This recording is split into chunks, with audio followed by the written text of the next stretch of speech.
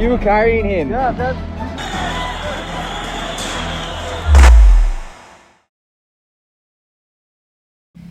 Hey guys, so this is my experience with the Nepalese protests. It was a touchy subject and I never really wanted to know if I wanted to post it or not.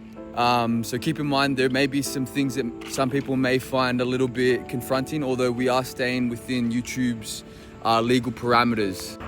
On the 8th of December 2025 in Kathmandu, one of my best friends asked me to come out and join him during the protest. Going out, I'm not even years. So this the craziness of Kathmandu protest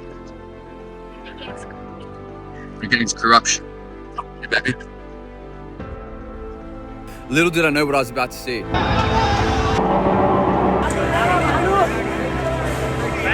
I saw crowds of angry people, police shooting tear gas.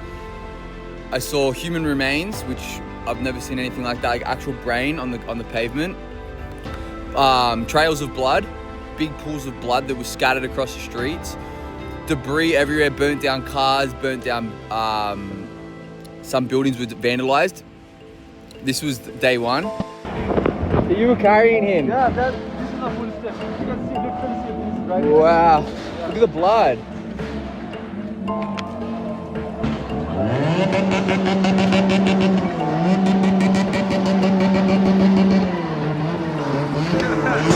That's the loudest I ever.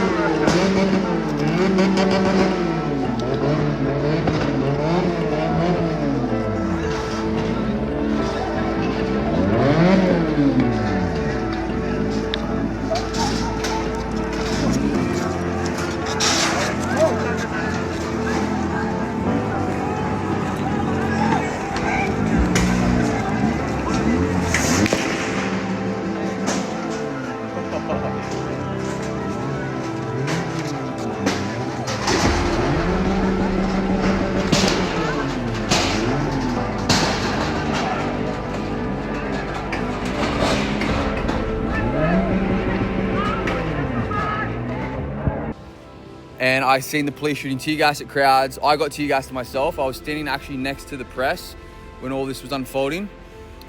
Yeah, it was actually probably the most craziest thing I've ever experienced in my life. And you never think you're gonna see something like that. So life is crazy.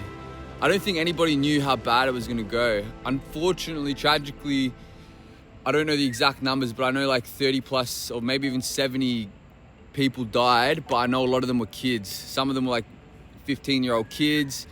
12-year-old kid, I think, was the youngest. My mate, next to him, he witnessed someone get shot directly in the throat. He tried to save this guy, but he died. And that was a trail of blood that I saw. These are things that you never think you're really gonna see in life. And this was a topic that I never ever wanted to really post, you know? It was a touchy subject. My partner's Nepalese, and I didn't want to potentially risk myself being banned from Nepal. So a lot of my videos that I had recorded, they weren't showing much of my face for my own safety. But yeah, what you guys are about to see, you might need some discretion, just please be advised. But although we are staying within YouTube's parameters, and I guess, yeah, this is Brayden's experience in the Nepalese protests, Kathmandu, 2025. I witnessed police shooting tear gas canisters at crowds and crowds of people throwing stones at the police. Although through all that I felt relatively safe. There were some stones at one point flying past me and you could actually hear them bouncing off the poles near me. Tear gas is real.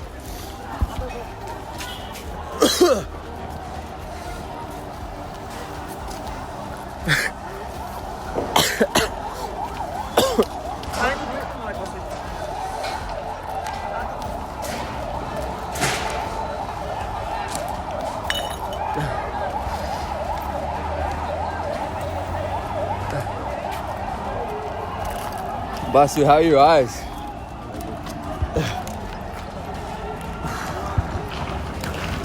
Uh-oh.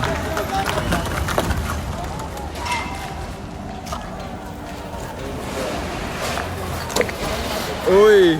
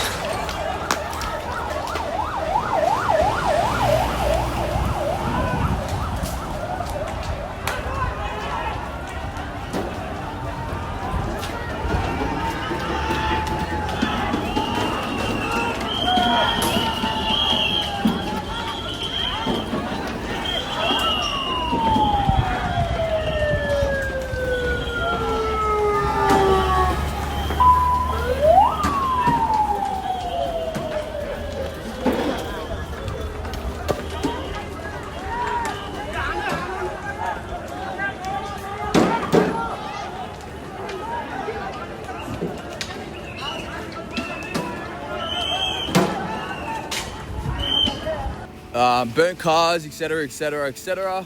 Pools of blood, like I said. But yeah, overall, it was crazy. It was crazy. And at that point, I thought that was it. But little did I know what would be in store for me the next day. So the next day, September 9th, 2025, I started my usual routine and went to the gym. And there was supposed to be peaceful protests on that day. I heard there was going to be a peaceful protest, and I was staying in an area called Buranil Kanta. Now, Buranil Kanta is a very sort of peaceful area, but apparently a lot of the ex-politicians live in that area. So there was a protest. It started off maybe a couple hundred people on the street. I rode past, and when I'd come back, there was maybe 3,000, and things started to get crazy again. And keep in mind, before the main protest the day before was in New Baneshwar or something like that in Kathmandu. Which was in the center of the city. So now the whole city had started to erupt based on the violence that had happened the day before. Yeah, so then I went back and I went and got my partner, Anusha. My mother was in Nepal at the time, and she had our son, my mum. She was looking after our son. And I asked Anusha, I said, babe, let's go. I want to go see what's going on. I just want to see what's going on. So she's like, all right. So we jumped on the scooter and we went.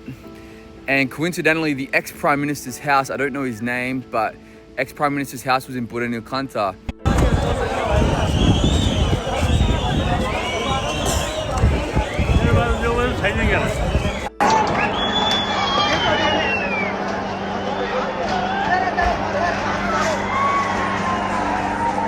Come over here, babe.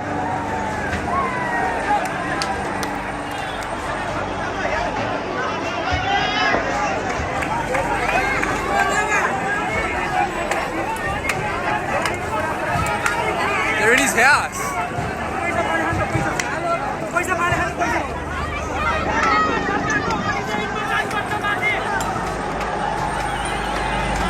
Oh my God.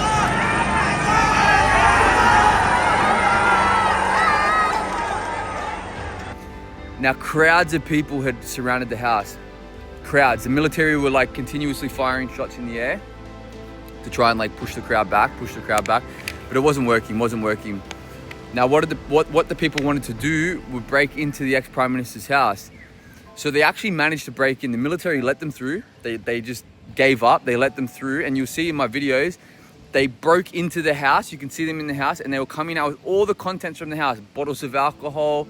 They had paintings. They had, it looked like luxury plates, like silverware and silver actual plates that you eat food off. And yeah, it was crazy. And the crowd, they were loving it. They were happy. They were cheering, drinking alcohol, cheersing each other on the street. And then after that, I went and got my GoPro camera, and I said, babe, let's go see what's happening in the rest of the city. I want to see. And I had no idea what I was going to see.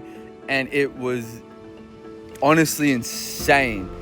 So the first place we went past, it was like a high school. It was honestly like a 10-story building, school that was getting burnt down. And I was like, why are they burning school down? Anyway, and then we continued to travel. And that's when we went to a place called Bud Patini. Now, Bud Patini is, for those who don't know, is a franchise. It's like equivalent to Australian Westfields. It's a mall franchise scattered, and you can sort of buy whatever you want there. You can buy anything there. We went there, and that was our favorite place. That's where we got a lot of our stuff for our son, his nappies, etc., etc. We went there, and it was a crowd of people circled, surrounded. And I didn't know, I had my GoPro camera up like this, and I'm like, what's that? 2010. Yeah. Expiry date. Wow, 2010 expired. Look. Yeah, look the bullets. Bullets, oh wow. Wow. What is this here?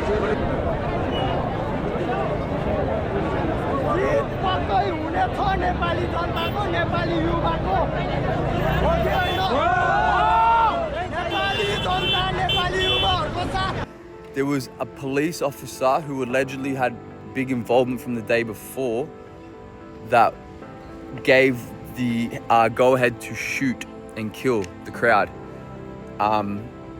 So there was a police officer who he was dead. His brain was actually out of his head. It was really, I'd never seen anything like that. And the military was surrounded him. So then we continued our adventure towards the center of the city, towards Tamil area. And that's when I seen the president's house, the actual president's house getting burnt down. Didn't know, I thought it was an art gallery. I say that as well. It's an art gallery because I've seen a lot of people have art in their hands. Oh, look at that. It's gone. No way. What building is this? What is this? What is the building? What is it? Do not ask? Bas? President or Prime Minister. Bas.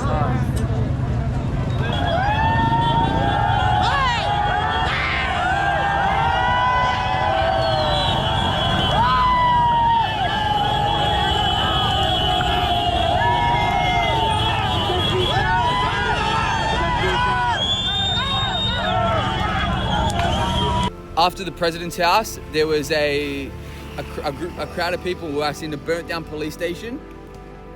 People wearing military gear, which I was confused about. There was no police on the road. There was no police. There was no military on the road that were stopping things that were happening. They're going to destroy the whole thing so nothing exists.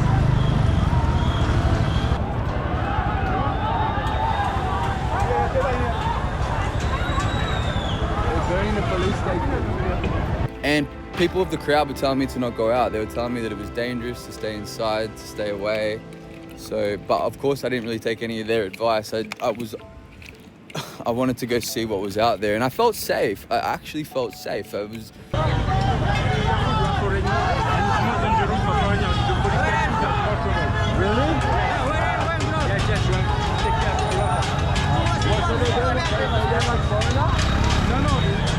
don't have to be the protest for the government. Understood. Yeah.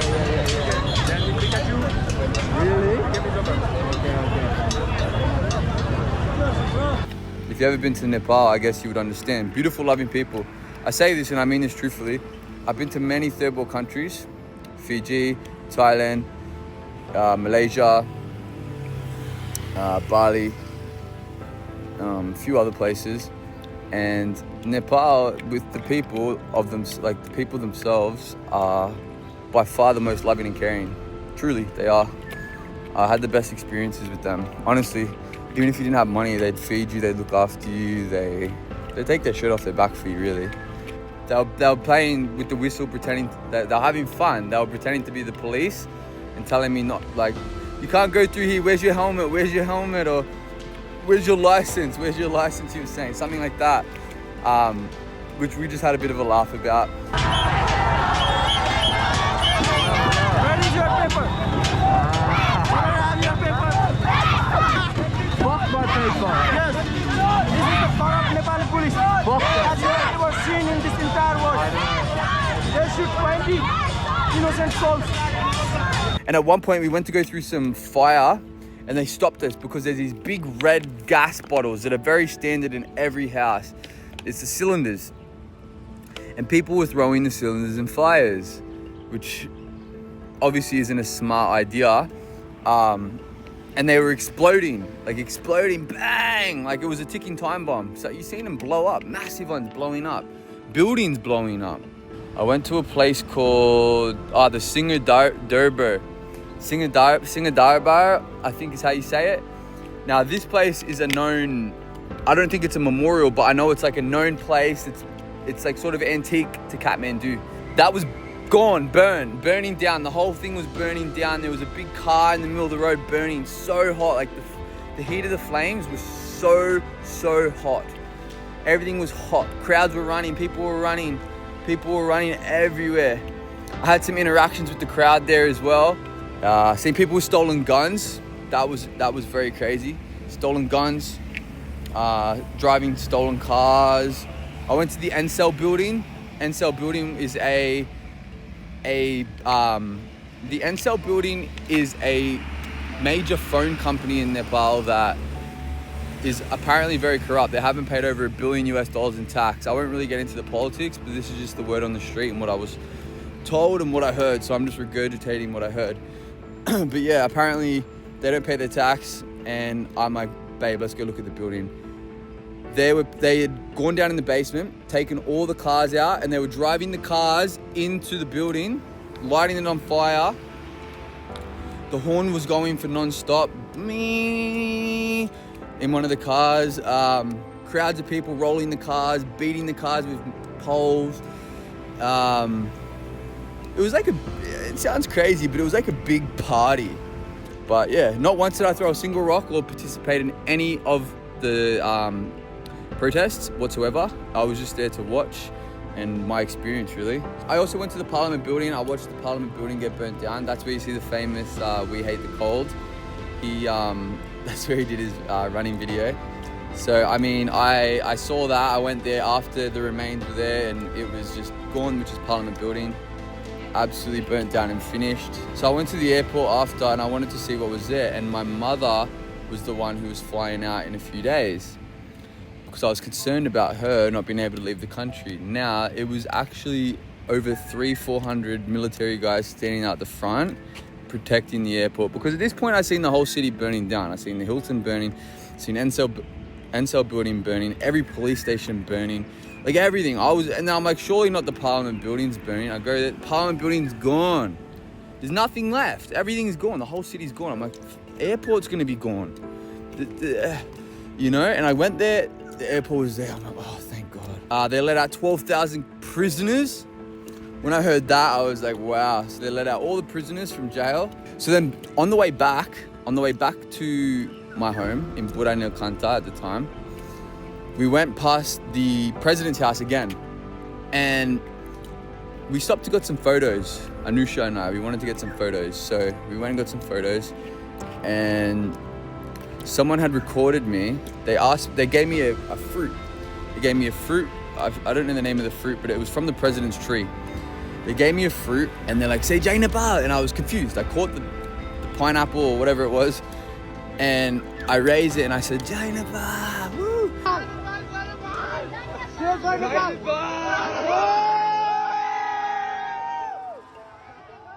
Now, this video circulated back to me, and I was never one to be doing TikTok or anything like that, never. Anyway, I decided to post it, and it went viral. It got like 400,000 views, which I'd never gotten more than 100 views. I never posted anything. So that, I became addicted to it. I'm like, wow. And I had this idea, which some loved, some didn't like. It was the Hilton Hotel that was burnt down. Excuse me. I've got it. Is this the Hilton Kathmandu? Yes, there it is. I've got a reservation here for tonight, but I don't know. I've booked a reservation here tonight. Bro, you serious? Yeah. Hilton's gone. It's finished.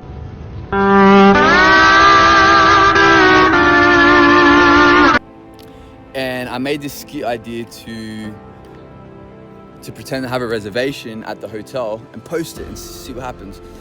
And funnily enough, it was the second take. So I looked at the first take, the first recording of the video, and I'm like, nah, we'll do it again.